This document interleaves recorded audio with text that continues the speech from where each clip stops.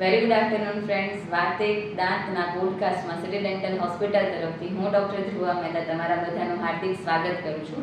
આશા રાખું છું આપ સૌ મિત્રો મજામાં હશો અને તમારા સ્વાસ્થ્યનું ખૂબ સારી રીતના ધ્યાન રાખી રહ્યા હશો. તો ફ્રેન્ડ્સ, આજે આપણી સાથે પોડકાસ્ટમાં જોડાણા છે ડૉક્ટર ખુશ્બુ ચાંગાણી મેમ, કે જેઓ MDS ઓરલ એન્ડ મેક્સિલોફેશિયલ સર્જન છે. તો મેમ, તમારું અમારા પોડકાસ્ટમાં હાર્દિક સ્વાગત છે. Thank you so much. તો ફ્રેન્ડ્સ, તમને આજનો ટોપિક ખબર જ હશે. આજનો ટોપિક છે ઓરલ કેન્સરની જાગૃતતા વિશે. તો ડૉક્ટર ખુશ્બુ છે એના વિશે આપણને વધારે માહિતી પૂરી પાડશે. તો મેમ, આપણે પોડકાસ્ટ શરૂ કરીએ. ચોક્કસ. તો મેમ, મારો પહેલો જ ક્વેશ્ચન એ છે કે આજકાલ ઓરલ કેન્સર છે પ્રમાણમાં ઘણા અંશે વધારે જોવા મળતું હોય છે. તો શું એ સાચી વાત છે? હા, એકદમ સાચી વાત છે. ઓરલ કેન્સર આજકાલ ઘણા પ્રમાણમાં વધી રહ્યું છે. ખાસ કરીને આપણે ઇન્ડિયાના ઘણા બધા ભાગમાં જોવા મળે છે. રાજસ્થાન છે, મહારાષ્ટ્ર છે, મધ્યપ્રદેશ છે, ગુજરાત છે. આજકાલ ગુજરાત હવે મોખરે આવી રહ્યું છે. ગુજરાતમાં ખાસ કરીને સૌરાષ્ટ્ર કચ્છ રિજિયનમાં ખૂબ જ વધારે પ્રમાણમાં ઓરલ કેન્સરનું પ્રમાણ જોવા મળી રહ્યું છે. તો મેમ, તમે જેમ વાત કરી કે આપણે આટલા બધા સ્ટેટમાં મહારાષ્ટ્ર છે, ગુજરાત છે, આપણે સૌરાષ્ટ્ર કચ્છમાં પ્રમાણમાં આટલા માત્રામાં જોવા વધારે મળે છે, તો એ થાય છે શેના લીધે? હા, આનું મુખ્ય કારણ વ્યસન છે. વ્યસનમાં જેમ કે તમાકુ, સોપારી, પાન, મસાલા, બીડી આ વગેરે વ્યસન જેને વધારે માત્રામાં લેવાની ટેવ હોય છે એને ખાસ કરીને ઓરલ કેન્સર જોવા મળે છે. બીજું એક ખાસ કારણ છે વાયરસ, હ્યુમન પેપિલોમા વાયરસ જેને આપણે કહીએ છીએ. એના કારણના લીધે બી આપણને ઓરલ કેન્સરનું પ્રમાણ જોવા મળી રહ્યું હોય છે.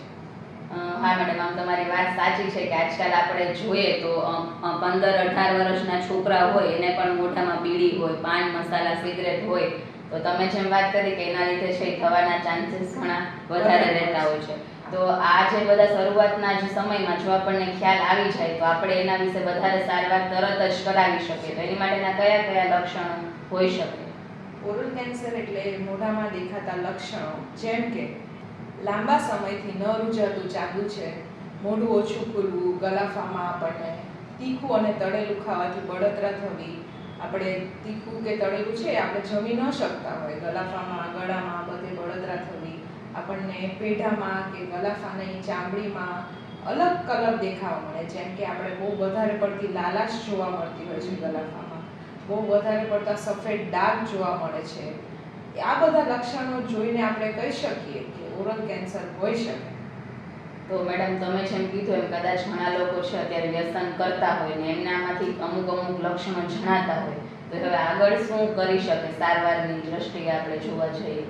હા, ફર્સ્ટ ઓફ ઓલ એ બહુ અગત્યની વસ્તુ છે કે આવું કંઈ બી મોઢામાં દેખાય તો ગભરાવાની જરૂર નથી.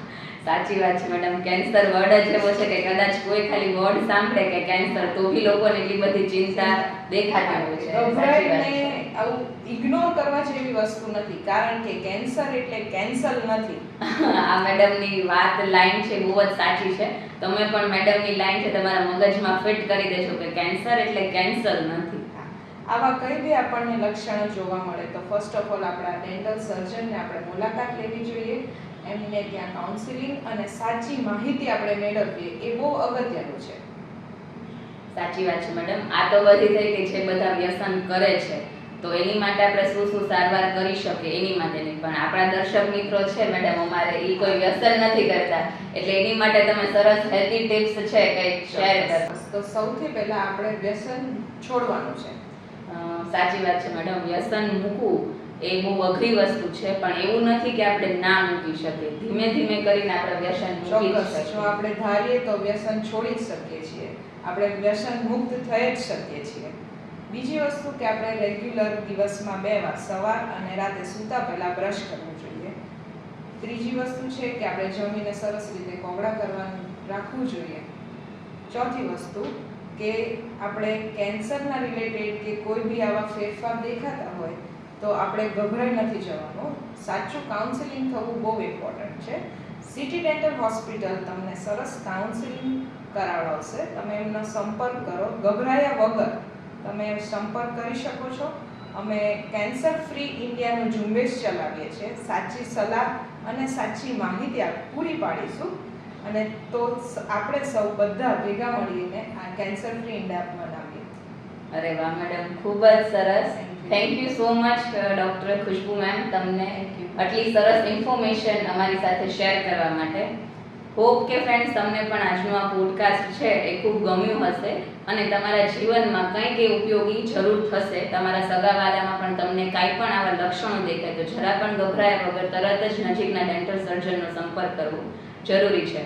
તો થેન્ક યુ ફ્રેન્ડ્સ. તો આપણે ફરી મળીશું આવતા શનિવારે એક નવા પોડકાસ્ટ અને એક નવા ગેસ્ટ સાથે. Till then stay happy, keep smiling.